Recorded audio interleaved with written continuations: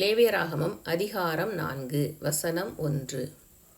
பின்னும் கர்த்தர் மோசேயை நோக்கி வசனம் 2. நீ இஸ்ரவேல் புத்திரரிடத்தில் சொல்ல வேண்டியது என்னவென்றால், ஒருவன் கர்த்தருடைய கட்டளைகளில் யாதொன்றை அறியாமையினால் மீறி செய்யத்தகாததை செய்து பாவத்துக்கு உட்பட்டால் அறிய வேண்டியதாவது. வசனம் 3. அபிஷேகம் பெற்ற ஆசாரியன் ஜனங்கள் குற்றத்திற்கு உட்படத்தக்கதாக பாவம் செய்தால், தான் செய்த பாவத்தின் நிமித்தம் பழுதற்ற ஒரு இளங்காளையை பாவ நிவாரண பலியாக கர்த்தருடைய சந்நிதியில் கொண்டு வர கடவன். வசனம் 4. அவன் அந்த காளையை ஆசரிப்பு கூடார வாசலில் கர்த்தருடைய சந்நிதியில் கொண்டு வந்து அதன் தலைமேல் தன் கையை வைத்து கர்த்தருடைய சந்நிதியில் அதை கொள்ள கடவன். வசனம் 5. அப்பொழுது அபிஷேகம் பெற்ற ஆசாரியன் அந்த காளையின் இரத்தத்தில் கொஞ்சம் எடுத்து அதை ஆசரிப்பு கூடாரத்தில் கொண்டு வந்து வசனம் 6. தன் விரலை இரத்தத்தில் தோய்த்து பரிசுத்த ஸ்தலத்தின் திரைக்கு எதிரே கர்த்தருடைய சந்நிதியில் 7 தரம் தெளிக்க கடவன். வசனம் 7. பின்பு ஆசாரியன் அந்த இரத்தத்தில் கொஞ்சம் எடுத்து ஆசரிப்பு கூடாரத்திலே கர்த்தருடைய சந்நிதியில் இருக்கும் சுகந்த தூபபிடத்து கொம்புகளின் மேல் பூசி காளையினுடைய மற்ற இரத்தம் முழுவதையும் ஆசரிப்பு கூடார வாசலுக்கு முன்பாக இருக்கிற தகன பலிபீடத்தின் அடியிலே ஊற்றிவிட்டு வசனம் 8.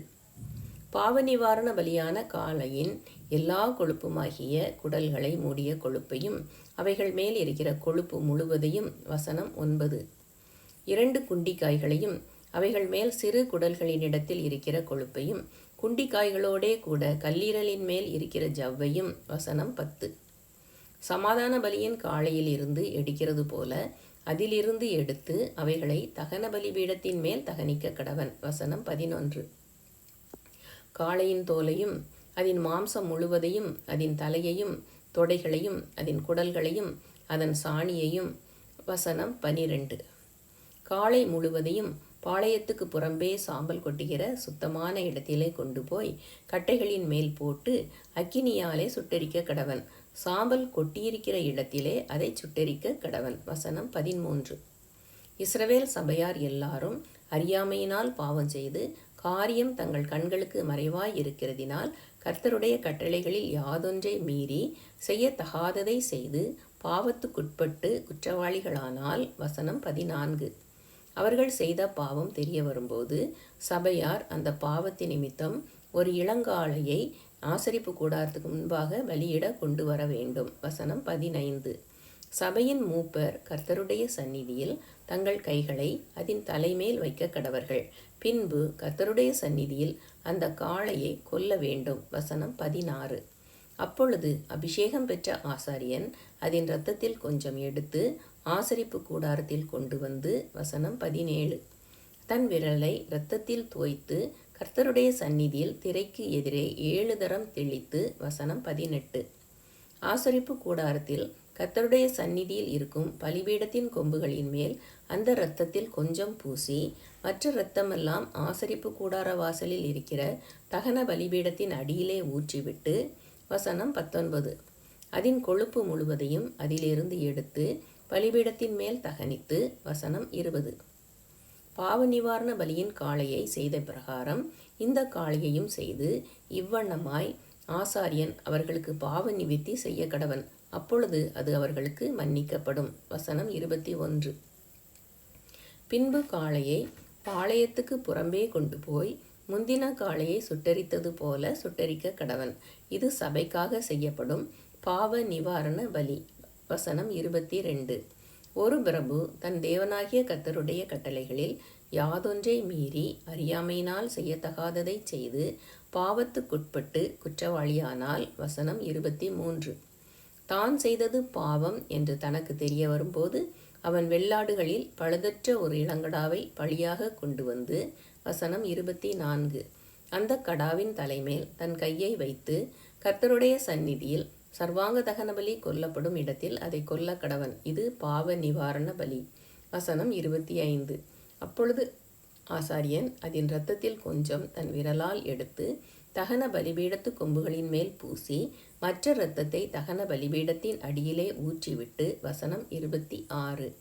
அதன் கொழுப்பு முழுவதையும் சமாதான பலியின் கொழுப்பை போல பலிபீடத்தின் மேல் தகனித்து இவ்வண்ணமாய் ஆசாரியன் அவன் செய்த பாவத்தை குறித்து அவனுக்காக பாவ நிவர்த்தி செய்ய கடவன்.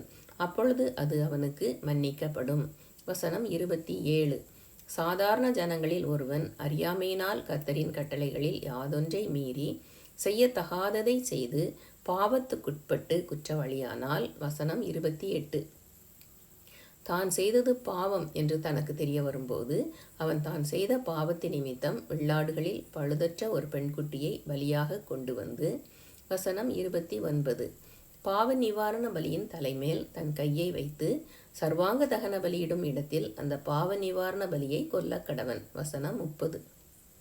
அப்பொழுது ஆசாரியன் அதன் இரத்தத்தில் கொஞ்சம் தன் விரலால் எடுத்து தகன பலிபீடத்து கொம்புகளின் மேல் பூசி மற்ற இரத்தமெல்லாம் பலிபீடத்தின் அடியிலே ஊற்றிவிட்டு. வசனம் 31. சமாதான பலியிலிருந்து கொழுப்பை எடுப்பது போல அதன் கொழுப்பு முழுவதையும் எடுத்து ஆசாரியன் பலிபீடத்தின் மேல் கர்த்தருக்கு சுகந்த வாசனையாக தகனித்து இவ்வண்ணமாய் அவனுக்கு பாவ நிவர்த்தி செய்ய கடவன். அப்பொழுது அது அவனுக்கு மன்னிக்கப்படும். வசனம் 32. அவன் பாவ நிவாரண பலியாக ஒரு ஆட்டுக்குட்டியை கொண்டு வருவானாகில் பழுதற்ற பெண் குட்டியை கொண்டு வந்து. வசனம் 33. அந்த பாவ நிவாரண பலியின் தலைமேல் தன் கையை வைத்து சர்வாங்க தகன பலி கொல்லப்படும் இடத்தில் அதை பாவ நிவாரண பலியாக கொல்ல கடவன். வசனம் 34. அப்பொழுது ஆசாரியன் அந்த பாவ நிவாரண பலியின் இரத்தத்தில் கொஞ்சம் தன் விரலால் எடுத்து தகன பலிபீடத்து கொம்புகளின் மேல் பூசி மற்ற இரத்தமெல்லாம் பலிபீடத்தின் அடியிலே ஊற்றிவிட்டு. வசனம் 35. சமாதான பலியான ஆட்டுக்குட்டியின் கொழுப்பை எடுக்கிறது போல அதன் கொழுப்பு முழுவதையும் எடுத்து கர்த்தருக்கு இடப்படும் தகன பலிகளைப் போல பலிபீடத்தின் மேல் ஆசாரியன் தகனிக்க வேண்டும்.